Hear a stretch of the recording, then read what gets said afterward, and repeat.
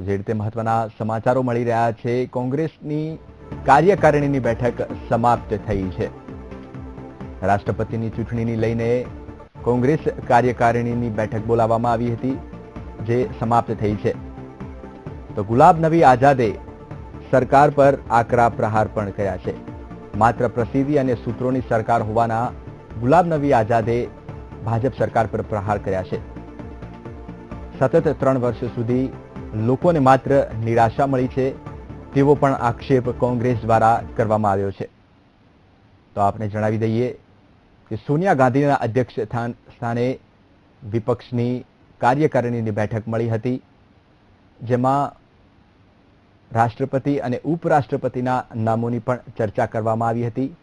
બીજી તરફ ભાજપના 3 વર્ષના સમયગાળાને લઈને પણ ચર્ચા કરવામાં આવી હતી. જોકે વિપક્ષ દ્વારા ભાજપ પર આકરા પ્રહાર કરવામાં આવ્યા છે અને છેલ્લા 3 વર્ષ માત્ર જનતા માટે નિરાશાજનક રહ્યા હોય તેવો આક્ષેપ કરવામાં આવ્યો છે.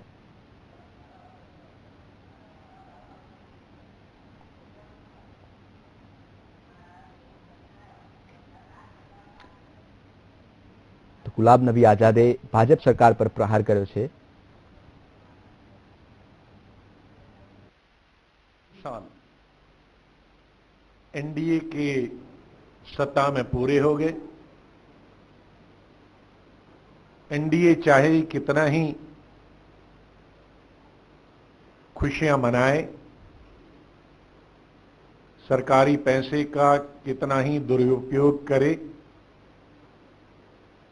खुशियां मनाने के लिए सरकारी बजट कितना ही उसके लिए इस्तेमाल करे, चाहे 24 घंटे वो टेलीविजन पे ही सारा मंत्रिमंडल अपने आप को बधाई देता रहे, लेकिन भारत की जनता के लिए, देश के लिए